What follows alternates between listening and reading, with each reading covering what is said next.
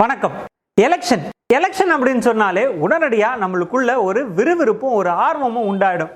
எந்த கட்சி ஆட்சி அமைக்க போகுது, எந்த கட்சியோட கூட்டணி வைக்க போகுது, நம்ம எந்த கட்சிக்கு ஓட்டு போடலாம், இது தவிர்த்து பெரிய பெரிய தலைவர்கள் நம்மளுடைய வீதிகளுக்கே வந்து ஓட்டு கேட்பாங்க, இது தவிர்த்து 2000 ரூபாய் பணம், ஒரு நாள் லீவு அப்படின்னு எலெக்ஷன் அப்படின்னு வந்துட்டாலே விறுவிறுப்புக்கும் பரபரப்புக்கும் பஞ்சமே இல்லாமல் இருக்குங்க. ஆனால் இந்த ஒரு தேர்தலில் பெருந்தலைவர்கள் பிரச்சாரம் கிடையாது, நம்மளுக்கு லீவு கிடையாது, அவ்வளோ ஏங்க நம்மளால் ஓட்டு கூட போட முடியாது. அப்படி என்ன தேர்தல் அப்படின்னு கேட்குறீங்களா? அதுதான் இந்திய குடியரசுத் தலைவருக்கான தேர்தல். ஸோ இதில் யாரெல்லாம் ஓட்டு போடுவாங்க, இந்திய குடியரசுத் தலைவரை தேர்ந்தெடுக்கிறதுக்கான முறை என்ன, ஸோ இதெல்லாம் பற்றி விளக்கமாக நம்ம இந்த வீடியோவில் பார்க்க போகிறோம். நான் அறிவழகன், நான் ஒரு வழக்கறிஞர்.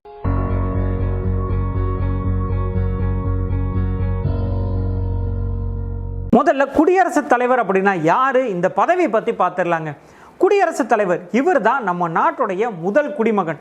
இது மட்டும் இல்லாமல் முப்படைகள் இருக்கு இல்லைங்களா, கடற்படை, காலார்படை, விமானப்படை. ஸோ இந்த முப்படைகளுடைய தலைவரும் நம்மளுடைய குடியரசுத் தலைவர் தாங்க. இவருடைய அதிகாரங்கள் அப்படின்னு பார்த்தீங்கன்னா இவருடைய முக்கியமான பணி, இவருடைய முக்கியமான அதிகாரம் அப்படின்றது நம்முடைய இந்திய அரசியலமைப்பு சட்டத்தை பாதுகாக்கிறது. ஸோ இதுதான் இவருடைய முதல் பணிங்க. இது தவிர்த்து இவருக்கு இருக்கக்கூடிய அதிகாரங்கள் அப்படின்னு பார்த்தீங்கன்னா நம்மளுடைய நாட்டினுடைய லோக்சபா இருக்கு இல்லைங்களா, அதாவது மக்களவை. ஸோ இந்த மக்களவையை கலைக்கிறதுக்கான அதிகாரம் குடியரசுத் தலைவருக்கு இருக்கு.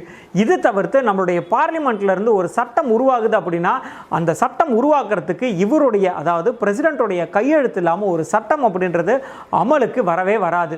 ஸோ இப்படி இந்த குடியரசுத் தலைவர் அப்படின்றவருடைய பதவி வந்து ரொம்பவே பலம் வாய்ந்த ஒரு பதவியாக இருக்குங்க. இந்த குடியரசுத் தலைவருடைய பதவி காலம் அப்படின்னு பார்த்தீங்கன்னா 5 வருடம்.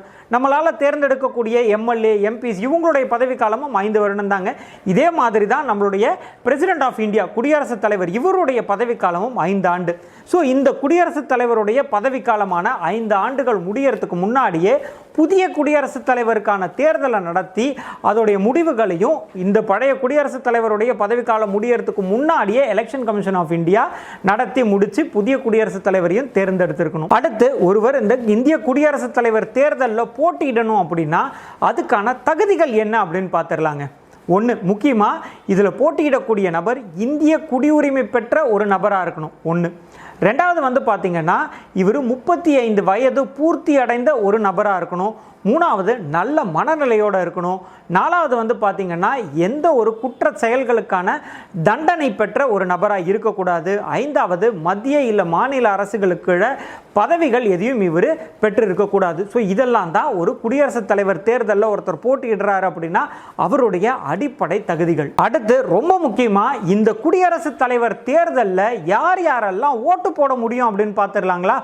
நம்மளால் நேரடியாக இதில் ஓட்டு போடவே முடியாதுங்க. குடியரசுத் தலைவரை தேர்ந்தெடுக்கக்கூடிய தேர்தலில் நம்மளால் நேரடியாக ஓட்டு போட முடியாது. ஆனால் நம்ம இங்கேருந்து தேர்ந்தெடுத்து அனுப்பியிருக்கோம் இல்லைங்களா, எம்எல்ஏஸும் எம்பிஸும், அவங்களால மட்டும்தான் ஓட்டு போட முடியும்.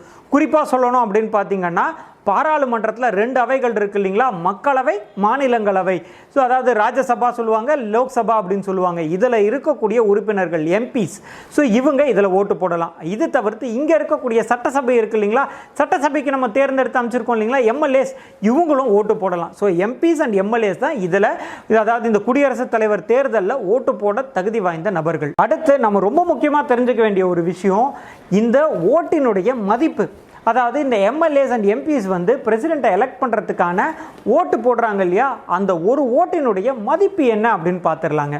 பொதுவாக நம்ம வந்து ஒரு எம்எல்ஏ எலெக்ஷன்லையோ எம்பி எலெக்ஷன்லையோ நம்ம ஓட்டு போடுறோம் அப்படின்னா நம்முடைய ஓட்டினுடைய மதிப்பு ஒரு ஓட்டு தான் மதிப்பு இருக்கும் அதுக்கு. ஆனால் இந்த பிரசிடென்ட் எலெக்ஷனில் எம்எல்ஏஸ் அண்ட் எம்பிஸ் ஓட்டு போடுறாங்க இல்லையா, இவங்களுடைய ஓட்டின் மதிப்பு அப்படின்றது ஒவ்வொரு இடத்துலையும் வேறுபடுங்க. முதல்ல எம்பிக்களுடைய ஓட்டின் மதிப்பு என்ன அப்படின்னு பார்த்துடலாம்.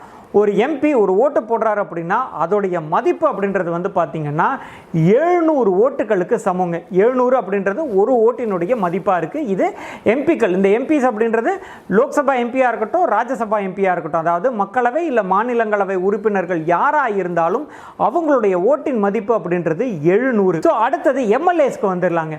எம்எல்ஏக்கள், ஒரு எம்எல்ஏ உடைய ஓட்டின் மதிப்பு அப்படின்றது மாநிலத்துக்கு மாநிலம் வேறுபடுங்க. சின்ன மாநிலங்கள், அதாவது மக்கள் தொகையில் சின்ன மாநிலங்களுக்கு ரொம்ப குறைவான ஓட்டுகளும், பெரிய மாநிலங்களுக்கு அதிகமான ஓட்டுகளும் இருக்குங்க.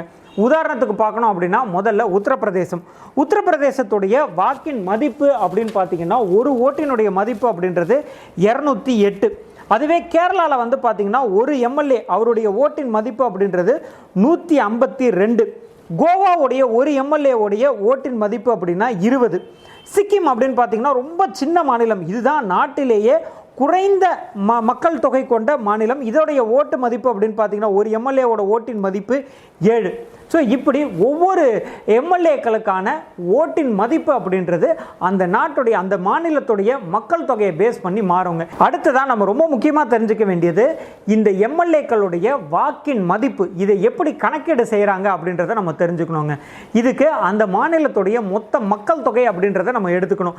இந்த மக்கள் தொகை அப்படின்னு சொல்கிறது 1971 வருஷம் நடந்த மக்கள் தொகை கணக்கெடுப்பு, அதாவது சென்சஸ் அப்படின்னு சொல்லுவாங்க இல்லைங்களா.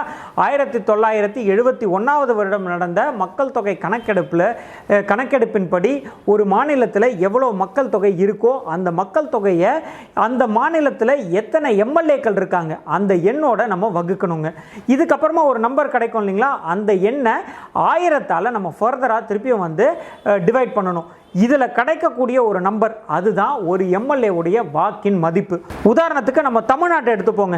நம்ம தமிழ்நாட்டுடைய மொத்த மக்கள் தொகை அப்படின்றது வந்து பார்த்தீங்கன்னா 1971 வருடம் நடந்த மக்கள் தொகை கணக்கெடுப்பின்படி நம்மளுடைய மொத்த மக்கள் தொகை அப்படின்றது 4,11,99,168.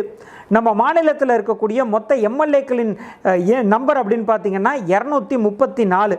ஸோ இந்த 4,11,99,168 234ஆல் நம்ம வகுக்கும்போது நம்மளுக்கு கிடைக்கக்கூடிய எண் அப்படின்றது 1,76,064. இதை வந்து 1000ஆல் நம்ம வகுக்கணும். ஸோ இது 1000ஆல் நம்ம வகுத்தோம் அப்படின்னா நம்மளுக்கு கிடைக்கக்கூடிய எண் அப்படின்றது 176. இதுதான் நம்ம தமிழ்நாட்டுடைய எம்எல்ஏவுடைய ஒரு வாக்கின் மதிப்பு. ஸோ இப்படி தாங்க ஒரு எம்எல்ஏவுடைய வாக்கின் மதிப்பு அப்படின்றது கணக்கிடப்படுது. ஸோ இவங்க எல்லாரும் சேர்ந்து இந்த எம்பிக்கள் எம்எல்ஏக்கள் இவங்க எல்லாரும் சேர்ந்து ஓட்டு போட்டு இதில் யார் அதிக வாக்குகளை பெறுறாங்களோ அவங்க தான் நம்மளுடைய அடுத்த குடியரசுத் தலைவர். ஸோ இப்படி தாங்க அதோடைய எலெக்ஷன் அப்படின்றது நடக்கும். இதை தவிர்த்து இந்த எலெக்ஷனுக்கான நாமினேஷன் ப்ராசஸ் இருக்குது இல்லைங்களா, அது எப்படி அப்படின்றத தெரிஞ்சுக்கணும் அப்படின்னா நாங்கள் இதுக்காக தனியாக இன்னொரு வீடியோ பண்ணியிருக்கோம். நம்மளோட சேனலை சப்ஸ்கிரைப் பண்ணிவிட்டு அந்த வீடியோவை நீங்கள் பாருங்கள். நான் அறிவழகன், நான் ஒரு வழக்கறிஞர்.